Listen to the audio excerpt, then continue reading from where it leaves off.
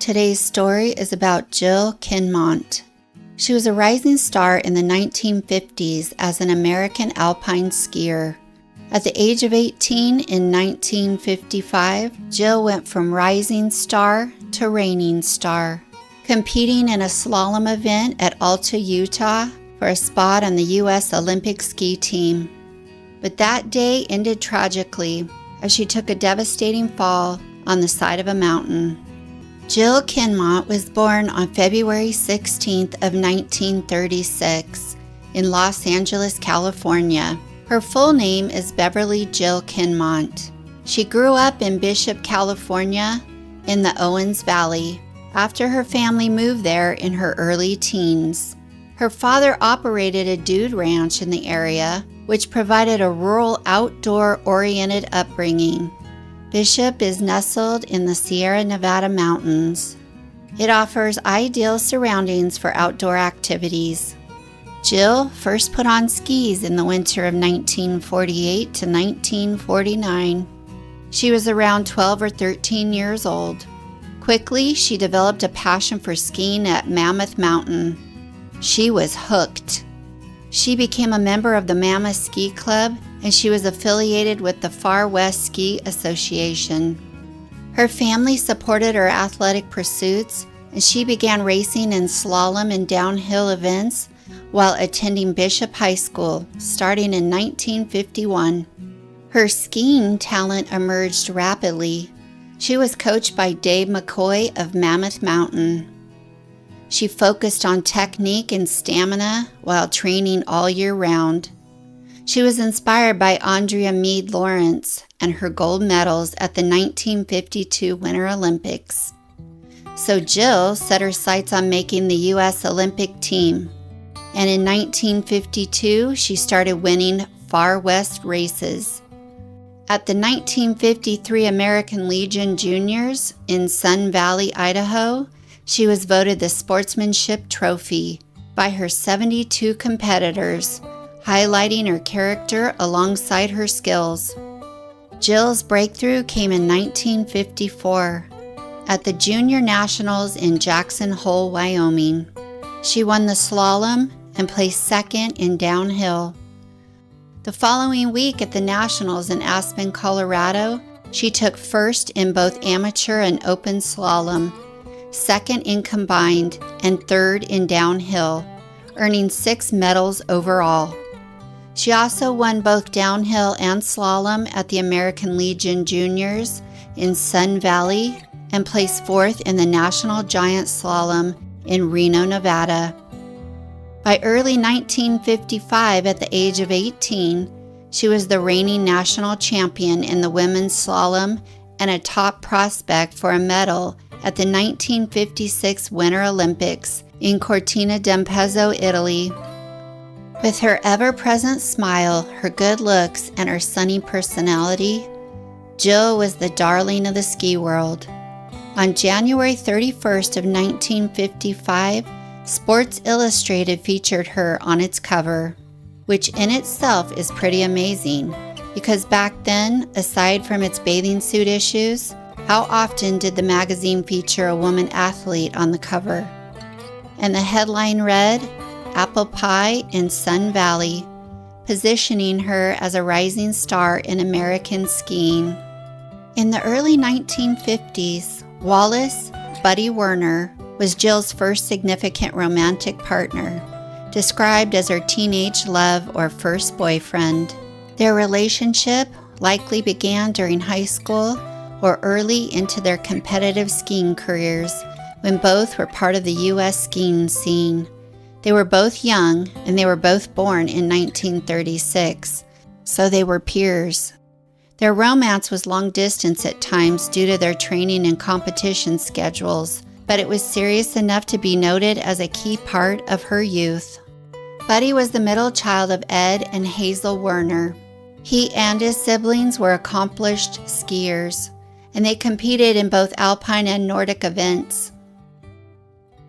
In 1955, Jill Kinmont was the premier woman skier in the U.S. and almost a sure bet for the Olympics.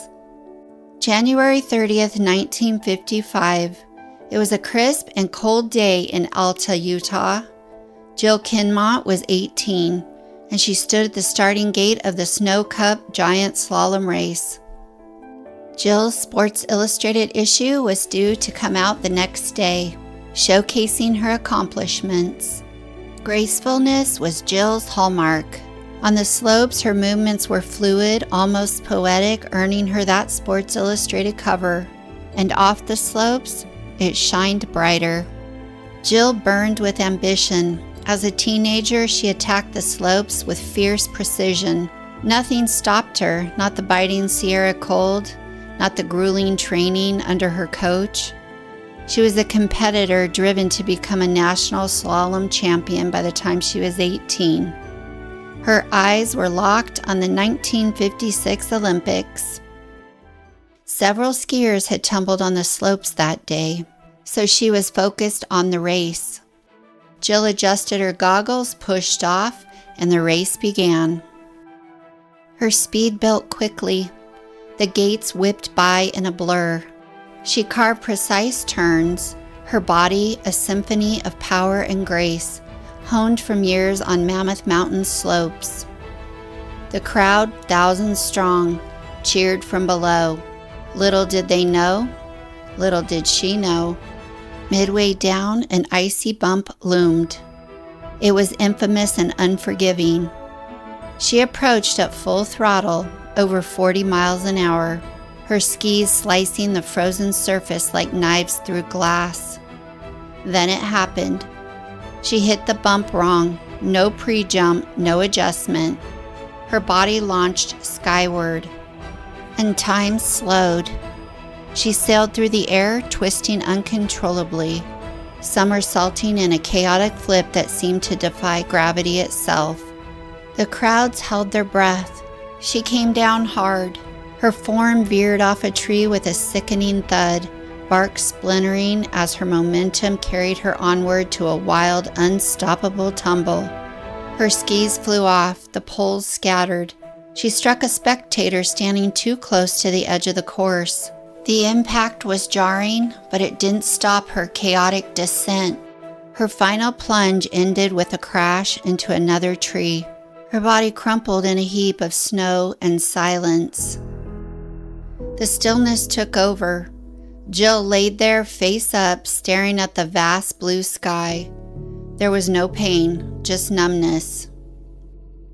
From her shoulders down, there was nothing. No feeling, no movement. This must be death, she thought, her mind racing in the eerie quiet that followed the roar of her fall. Spectators gasped. Ski patrol rushed in, chaos erupted around her. They stabilized her neck carefully not to worsen the damage. They suspected a broken neck, possibly a severed spinal cord. In that moment, they didn't know. This was the start of something unimaginable. Was this the end of her skiing career? They loaded her onto a sled, taking her down the mountain. She was placed in an ambulance and rushed to St. Mark's Hospital in Salt Lake City, where doctors swarmed. Headlines at the time captured the tragedy.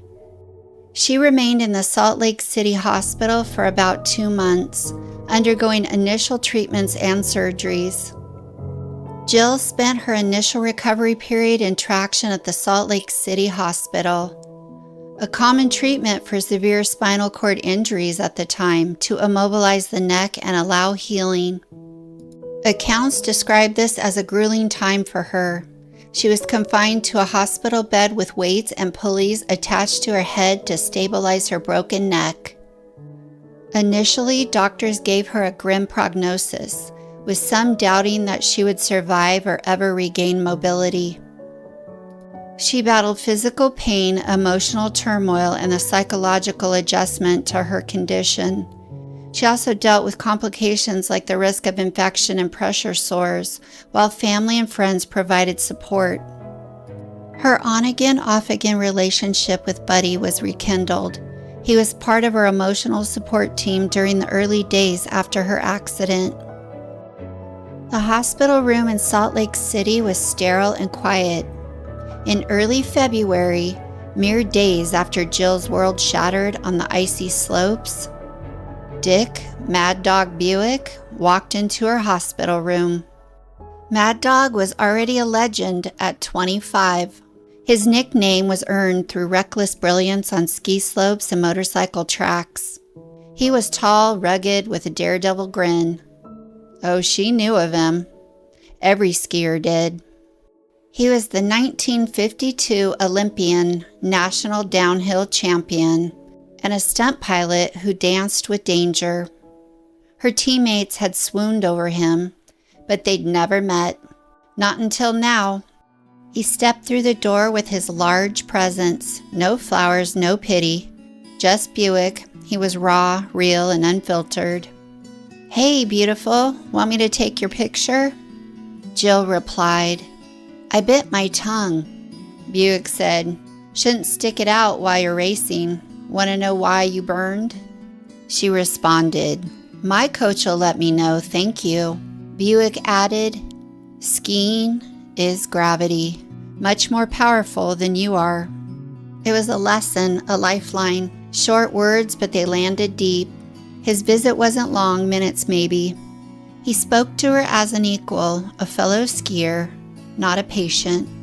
He shared stories of races, of wipeouts, of getting back up. He teased her about her perfect slalom turns. She started to smile, and it was the first in days. It was here, in the shadow of her accident, that their relationship began. Buek's visit wasn't just a gesture, it was a promise that he saw her. Jill believed she would walk again, and she was determined to ski again. But the crash ended her competitive skiing career instantly, and Jill was only 18 years old. The accident left her paralyzed from the shoulders down, making her a quadriplegic with no feeling or motor control below that level. She had only limited use of her shoulder muscles, minimal biceps, one wrist muscle in each arm, and almost no sensation in her hands or arms. After the realization of Jill's condition, Buddy struggled with the severity of her paralysis, which brought their relationship to an end. It's believed they remained friends, and Buddy went on to ski in the Olympics in 1956, 60, and 64, and he won numerous titles. As for Dick, Mad Dog Buek, his life was a whirlwind of races and risks, but he returned to see her again, and their connection grew. For Jill, who was fighting through traction and grief, his words were a tether to the world she had lost. After 2 months in Utah, she was transferred to St. John's Hospital in Santa Monica, California, for endless rehabilitation, where she continued adaptive therapies but no longer in acute traction. This period tested her resilience. Despite the severity of her injuries, she applied the same determination from her skiing days to her recovery. She learned to write using a typewriter, paint, and feed herself with adaptive techniques. Over time, she regained partial use of her hands through braces and devices, such as a brace that was fitted with a magnet to hold her painting tools. She adapted remarkably, learning to drive and manage daily tasks. During her recovery that year, Dick and Jill's relationship took off. It was a beautiful chapter in her life, born from his unwavering support. Their romance blossomed quickly. Dick saw beyond Jill's wheelchair to the fierce competitor that she remained. He proposed in the spring of 1955, likely around March or April. Jill was reluctant to accept his proposal due to her disabilities, but Dick told her bluntly, "I don't care if you can't ski. I don't care if you can't walk. I don't care if you crawl around like a damn lizard." He emphasized his commitment while flying her home from the hospital in Utah back to California. He even had a marching band welcoming her home at the airport just to make her laugh. Dick persisted, even staying with her and her family in Bishop, California for a time. Jill's father, Bill, found Dick too callous in his tough love approach, while her mother June appreciated how he encouraged Jill to accept her new reality without pity. Eventually, Jill accepted his proposal. She was moved by his genuine love and refusal to see her as diminished. In 1956, Jill enrolled at UCLA, pursuing a Bachelor of Arts degree in German and English. Skiing remained a passion for Jill, even if she could no longer participate. She was determined to eventually run a ski shop at Mammoth Mountain. Dick continued his high-risk pursuits, ski racing, motorcycle stunts, and aerial aerobatics, even after his own severe injuries, which included 2 broken backs from a motorcycle crash in 1953. For Jill, Dick was her lifeline, helping her navigate life as a quadriplegic. They shared dreams of a life together. On November 3, 1957, Dick climbed into his small single-engine plane and took off. He was piloting the aircraft he restored. It was a solo flight, no passengers. The plane hummed, climbing over the rugged peaks. He was flying over Donner Lake near Truckee, California. The aircraft plummeted into Donner's Lake. It struck the water with a deafening crash, metal crumbling, waves swallowing the wreckage. He didn't survive. Dick was gone, killed instantly. News reports were sparse. Los Angeles Times later noted the crash site near Truckee, but details of the cause remained elusive. Mechanical failure, pilot error, or maybe Mad Dog, true to his nickname, pushed the limits too far. Jill was in Bishop, most likely at home with her parents when the call came in. Her heart stopped. It was another blow. Dick was her rock, and he was torn away. She was devastated. Jill mourned privately, and she carried his memory, his brash love, his fearless spirit. Before leaving on one of his trips, Dick told her, "How lucky I am to have found someone that saying goodbye to is so damn awful." Jill continued her education at UCLA. Jill formed a close bond with a male mentor and friend. He provided guidance and support as she navigated college life with her disability, helping her academically and emotionally. He encouraged her pursuit of teaching despite the barriers. She graduated in 1961 with a Bachelor's of Arts degree in German and English. Following this, she applied to UCLA's School of Education, but she was rejected due to her disability, with officials citing concerns that she was too severely handicapped to teach.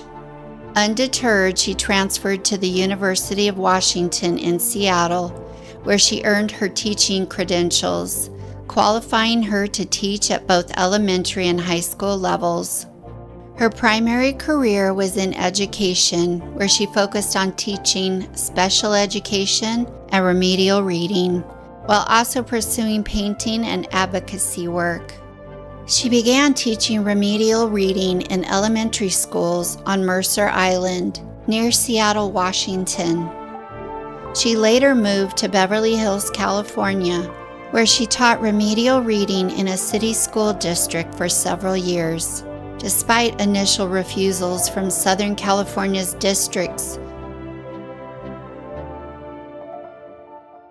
April 12, 1964, in the Swiss Alps. Buddy Werner, who was 28 at the time, he was America's top male skier. He was Jill's high school sweetheart. He stood poised with a film crew. Fresh off the Innsbruck Olympics, his third games, he'd retired from racing. Now he chased a new thrill. He was starring in Willy Bogner's ski fashion movie, Ski Fascination. Barbie Henneberger, a 23-year-old German Olympic bronze medalist, skied alongside him. The slope was steep and untamed. They pushed off, cameras rolling, carving elegant turns for the lens. But the mountain hid the unstable snowpack. It was silent and deadly. Mid-run, there was a rumble. The first avalanche struck. Snow cascaded like a white tsunami. Buddy and Barbie fought through, skiing out, and they were still alive. Their hearts were pounding. Relief washed over them. But fate wasn't done. A second slide roared down, triggered by the first. It engulfed them both. There was no escape this time. They were buried under tons of snow. They suffocated under layers of ice. Hours passed. Rescue teams probed the debris, and their bodies were recovered. Buddy's death was instant and tragic. It shocked the skiing world. The U.S. ski team's star, a 3-time Olympian, was gone at his peak. Jill was in Beverly Hills, California at the time.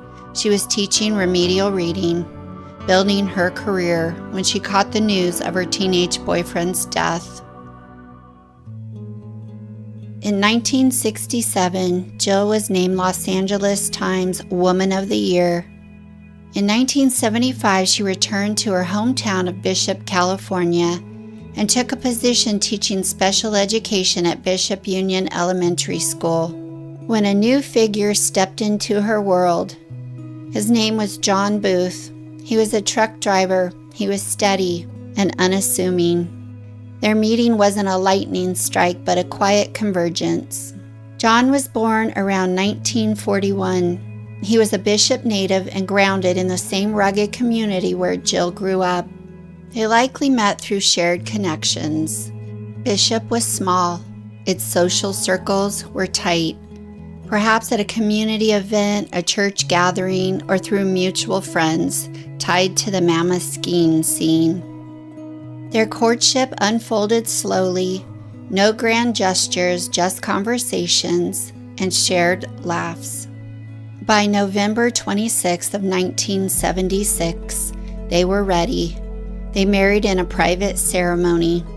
Jill was 40 and John in his mid-30s. A People magazine piece from December of 1976 captured the moment.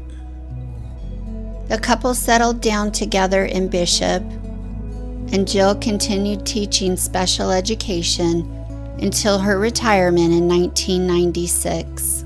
Once retired, she continued tutoring the youth 3 mornings a week at the Jill Kinmont Booth School, a public high school in West Bishop named in her honor. Beyond teaching, Jill became an accomplished painter, using adaptive braces to hold her tools, specializing in watercolors of Sierra Nevada landscapes and pen and ink drawings of historic structures.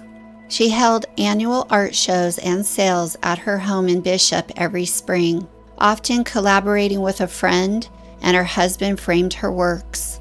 These exhibitions were successful and reflected her deep connection to the region. Additionally, she served as an advocate for people with disabilities, appearing on television talk shows to raise awareness, and her life story inspired broader discussions on accessibility and empowerment, influencing many in education, art, and disability rights until her death in 2012. Her and her husband were married 36 years. Her resilient journey inspired a biography and 2 feature films. The title of the book was A Long Way Up, the story of Jill Kinmont. The author was Evan G. Valens. It was released in 1966. The publisher was Harper and Row. The first film was titled The Other Side of the Mountain. It was released July 25th of 1975 by Universal Pictures. The screenwriter was David Seltzer, the director Larry Pierce. The second film, The Other Side of the Mountain Part 2, was released February 10th of 1978. Larry Pierce was the director, screenwriter Douglas Day Stewart, Studio Universal Pictures. Jill's life was miraculous. Not because she survived such a horrible accident which left her a quadriplegic, but it's what she accomplished in her life with what she had. She lived a miraculous life, helping others and persevering, never giving up. She lived an inspiring life till the end. Thanks for watching. Have a great week.